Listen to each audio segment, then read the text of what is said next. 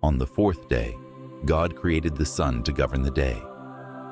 God had one more act of creation in mind, an act that would define the purpose and direction of all he had made, a place of perfect harmony and peace.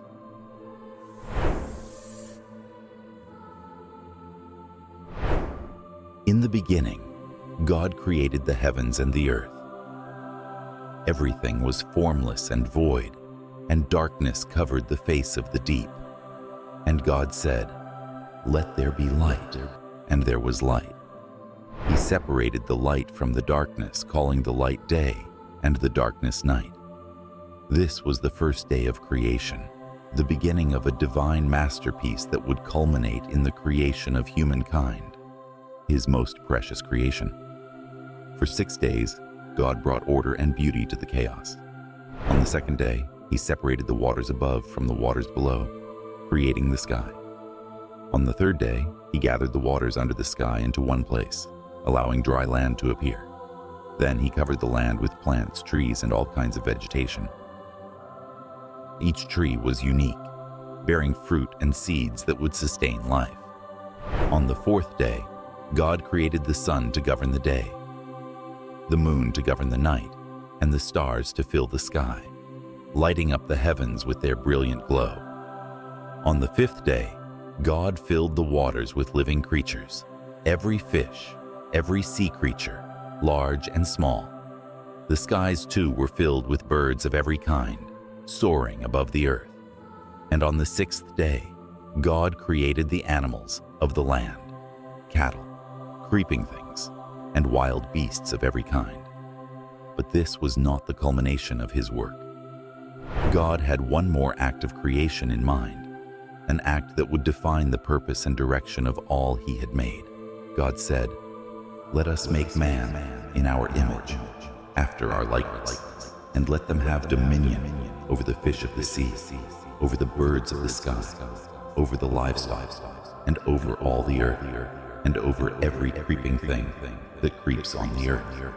So, God created man in his own image. Male and female he created them. This was no ordinary creation. It was a being that would reflect the Creator himself in spirit, intelligence, and purpose. It was a creation that had a soul, a creation that could think, feel, and choose. God formed the first human, Adam, from the dust of the ground. This was no mere coincidence. Man was connected to the earth from which he came, yet distinct from it. He was not just of the earth, he was also of the Spirit. For God breathed into his nostrils the breath of life, and Adam became a living being. This breath, this divine spark, was what made Adam different from all other creatures.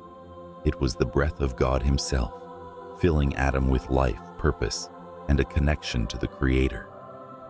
God placed Adam in a garden, Eden, a paradise on earth. The Garden of Eden was unlike any other place on the planet. It was filled with beauty, abundance, and peace. Every tree in the garden was pleasing to the eye and good for food. At the center of the garden stood two significant trees, the tree of life and the tree of the knowledge of good and evil. The tree of life symbolized immortality, a connection to the eternal, while the tree of the knowledge of good and evil symbolized moral choice and free will. These trees were not ordinary. They were deeply symbolic, representing two paths that would define humanity's future. Adam was given dominion over the animals in the garden. He was tasked with naming each living creature, exercising the authority given to him by God. This was no trivial task. It was a profound act of stewardship and care. The names Adam gave the animals reflected their nature and their place in the world. Adam's role in the garden was not just as a caretaker, but as a representative of God's authority on earth. He was to work the land, care for the creatures, and maintain the balance of creation. But even in this perfect paradise, something was missing. God saw that it was not good for Adam to be alone. Though Adam had dominion over the animals, none of them were a suitable companion for him. God said, "It is not good for man to be alone. I will make a helper suitable for him." This statement carries a profound truth. Humans are relational beings, created for connection, companionship, and community. Adam needed a partner, someone equal to him, someone who would share in his life and work. So God caused Adam to fall into a deep sleep, and while he slept, God took one of Adam's ribs, and from it, he fashioned a woman. This act of creation was different from the creation of Adam. Eve was not formed from the dust of the ground like Adam. She was formed from Adam's own body, signifying their unity and equality. When Adam awoke and saw Eve for the first time, he was filled with joy and wonder. "This is now bone of my bones and flesh of my flesh. She shall be called woman, for she was taken out of man." Together, Adam and Eve lived in the Garden of Eden, a place of perfect harmony and peace. They had everything they needed: food, beauty, companionship, and most importantly, a close relationship with God. They were naked, and they felt no shame. This was not just physical nakedness, but a state of complete innocence and openness. There was no guilt, no fear, no barriers between them and God, or between each other. It was a state of perfect communion. God gave them one command: "You are free to eat from any tree in the garden, but you must not eat from the tree of the knowledge of good and evil, for when you eat from it, you will surely die." This command was simple, yet profound. It represented the choice that Adam and Eve would have to make. They had been given free will, the ability to choose. God did not create them as robots, programmed to obey without question. He gave them the power to choose whether to obey or disobey, to trust or to rebel. For a time, Adam and Eve lived in perfect obedience to God's command. They enjoyed the beauty and abundance of the garden, and their relationship with God was unbroken. But one day, their peace was disrupted by the presence of a cunning serpent. The serpent, described as more subtle than any of the other creatures God had made, approached Eve and began to sow seeds of doubt in her mind. "Did God really say you must not eat from any tree in the garden?" Well, I may eat fruit from the trees in the garden, but God did say, "You must not eat fruit from the tree that is in the middle of the garden, and you must not touch it, or you will die." "You will not surely die, for God knows that when you eat of it, your eyes will be opened, and you will be like God, knowing good and evil." Eve looked at the fruit of the tree of the knowledge of good and evil. It was pleasing to the eye and desirable for gaining wisdom. In that moment, she made the fateful decision. She reached out, took the fruit, and ate it. Then she gave some to Adam, who was with her, and he ate it too. In that instant, everything changed. Their eyes were opened, and they realized they were naked. They felt shame for the first time, and they sewed fig leaves together to cover themselves. When they heard the sound of God walking in the garden in the cool of the day, they hid from him among the trees. "Where are you?" "I heard you in the garden, and I was afraid because I was naked, so I hid." "Who told you that you were naked? Have you eaten from the tree I commanded you not to eat from?" "The woman you put here with me, she gave me some fruit from the tree, and I ate it." The serpent deceived me, and I ate. God then pronounced judgment on the serpent, the woman, and the man. "Because you have done this, cursed are you above all livestock and all wild animals. You will crawl on your belly, and you will eat dust all the days of your life. And I will put enmity between you and the woman, and between your offspring and hers. He will crush your head, and you will strike his heel." God's judgment did not stop with the serpent. He turned to Eve and pronounced a curse upon her as well. The punishment for her disobedience would affect not only her, but all women who would come after her. "I will greatly increase your pains in childbearing. With painful labor you will give birth to children. Your desire will be for your husband, and he will rule over you." This curse spoke to the broken relationships that sin had introduced into the world between man and woman. between humanity and creation, and between people and God. Where there had been perfect harmony, there was now conflict, pain, and subjugation. Eve's desire for companionship, which was once pure and mutual, would now be tainted by the imbalance of power, and her role in bringing new life into the world would be accompanied by great suffering. Finally, God turned to Adam, who had also disobeyed by eating the forbidden fruit. Adam's punishment would affect his relationship with the very ground from which he had been formed. Because you listened to your wife and ate fruit from the tree about which I commanded you, you must not eat from it. Cursed is the ground because of you. Through painful toil you will eat food from it all the days of your life. It will produce thorns and thistles for you, and you will eat the plants of the field. By the sweat of your brow you will eat your food until you return to the ground, since from it you were taken. For dust you are, and to dust you will return. This was a devastating consequence. The ground, which had once freely provided Adam with every good thing, was now cursed. No longer would the land yield its fruit without effort. Adam's life would be marked by toil, struggle, and hardship, and ultimately, the final punishment was death. The immortality that Adam and Eve might have enjoyed in the Garden of Eden was now lost, and they would return to the dust from which they had been made. Sin had brought death into the world, and with it, a separation from the life that God had intended for humanity. God's judgment was just, but it was also tempered with mercy. Though Adam and Eve had sinned, God did not abandon them completely. He made garments of skin for them, providing them with clothing that would protect them in the harsh world they were about to enter.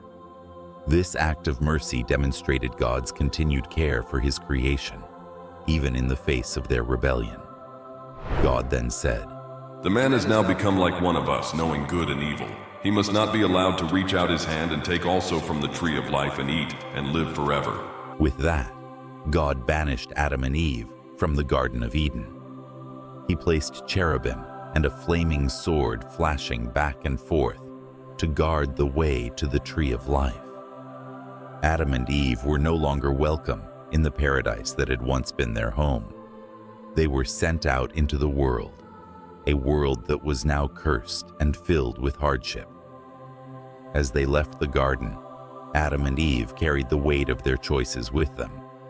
They had been created to live in perfect harmony with God, each other, and creation. But their disobedience had shattered that harmony. They were now subject to pain, toil, and death. Yet, even in their exile, there was a glimmer of hope. God's judgment on the serpent had included a promise. I will put enmity between you and the woman, and between your offspring and hers. He will crush your head, and you will strike his heel. This was the first hint of redemption, the first glimpse of a future in which the power of evil would be overcome. Though humanity had fallen, God's plan for salvation was already in motion. Adam and Eve would go on to live outside of the Garden of Eden. They would experience the hardships that came with their new reality, but they would also continue to fulfill God's original command to be fruitful and multiply. They would become the parents of all humankind, and their story would be passed down through the generations as a warning, a lesson, and a hope. The story of Adam and Eve is not just about two individuals in a distant past. It is the story of humanity itself, of the choices we all face, the temptations that confront us, and the consequences of our actions. It is a story of sin, yes, but also of grace. God's judgment on Adam and Eve was severe, but it was not final. He did not destroy them. Instead, he allowed them to live, to continue their journey, and to play a role in his greater plan for redemption. As we reflect on the story of Adam and Eve, we can see ourselves in their actions. We too are tempted by the allure of autonomy, the desire to define good and evil on our own terms. We too face the consequences of living in a world that is broken by sin. But we also live in a world where God's grace is still at work. The story of Adam and Eve points us forward to the promise of redemption, a promise that would ultimately be fulfilled in the life, death, and resurrection of Jesus Christ. The story of Adam and Eve is not just an origin story. It is the beginning of the gospel, the good news that though humanity has fallen, God has made a way for us to be restored to a right relationship with Him. The serpent may have struck humanity's heel, but the promised offspring of the woman would one day crush the serpent's head. The story of Adam and Eve teaches us profound lessons about human nature, the nature of temptation, and the consequences of our choices. First and foremost, we are reminded of the gift of free will. God gives us the freedom to choose, but with that freedom comes responsibility. Just as Adam and Eve had the power to choose between obedience and disobedience, so do we.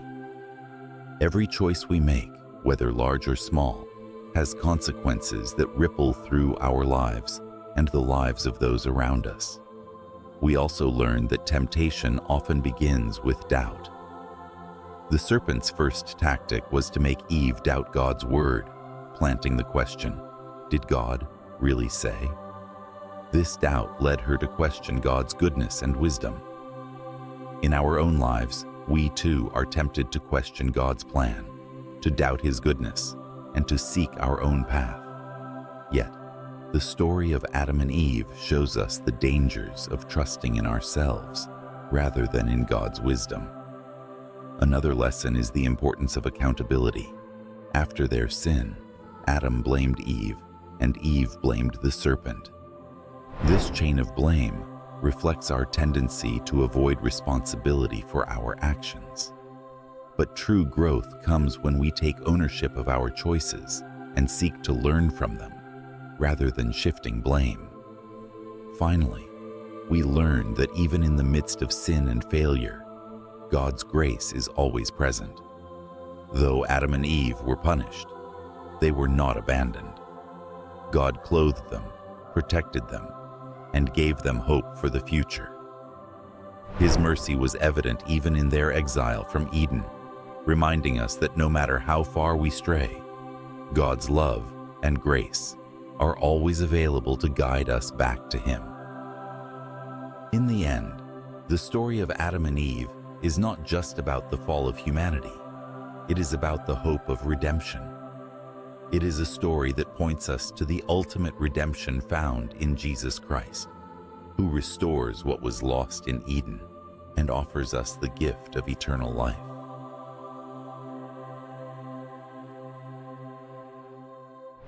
Thanks for watching. Please don't forget to like, share, and subscribe to Soulful Bible Stories for more amazing Bible stories.